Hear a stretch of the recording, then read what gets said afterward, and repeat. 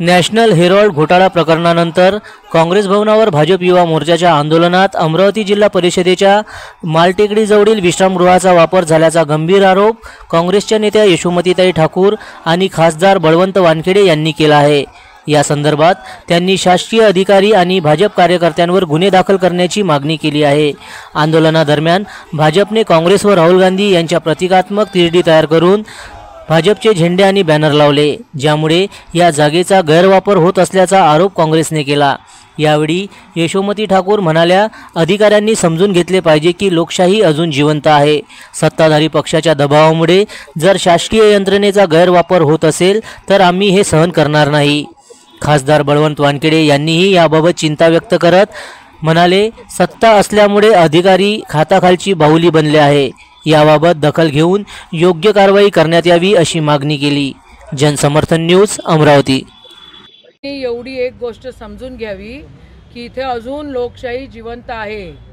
सत्तेतले लोक जर शासनाचा वापर करून त्या ठिकाणी आंदोलन करत असेल तर आम्ही हे खपवून घेणार नाही। अमरावती जिल्हा हा राष्ट्रसंत तुकडोजी महाराज आणि गाडगे महाराज आणि भाऊसाहेबांचा जिल्हा आहे। जिथं संविधान लिहिलं गेलं त्या लोक ती मंडळी या अमरावती जिल्ह्यातली आहे। आणि तुम्ही जर असा अपमान या लोकशाहीचा करत असाल तर शासकीय यंत्रणेला पण खबरदार मी सांगते आहे। आणि या लेकरांचं काय चुकलंय, काय चुकलंय? त्यांनी आंदोलन केलं, कशाला त्यांना तुम्ही बाहेरचा दरवाजा दाखवतायत? प्रेसवाल्यांशी व्यवस्थित बोलू शकत नाही, एवढी कोणची गुर्मी आहे? जर युवक काँग्रेसवाले तिथे आले तर अधिकाऱ्यांनी ऐकूनच घ्यायला पाहिजे होतं। आणि शासकीय यंत्रणेचा वापर आंदोलन करण्यासाठी जर होत असेल तर आम्ही ते खपवून घेणार नाही, एवढं लक्षात ठेवावे। आंदोलन देखील केलेलं आहे। आता काय तुमची मागणी काय?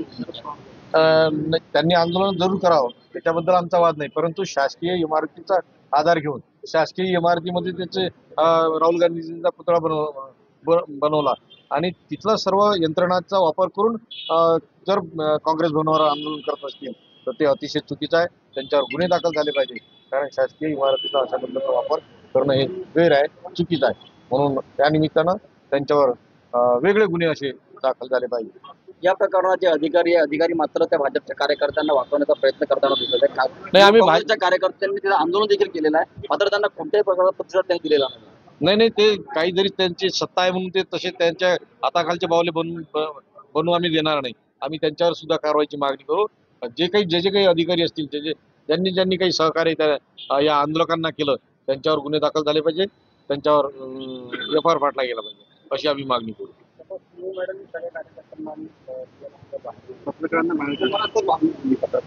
नाही, ते सत्तेमुळे त्या झुकलेले आहेत सगळेच अधिकारी आणि अशी जी वागणूक आहे ती चुकीची आहे आणि त्यांना सहकार्य करणं सुद्धा चुकीचं आहे।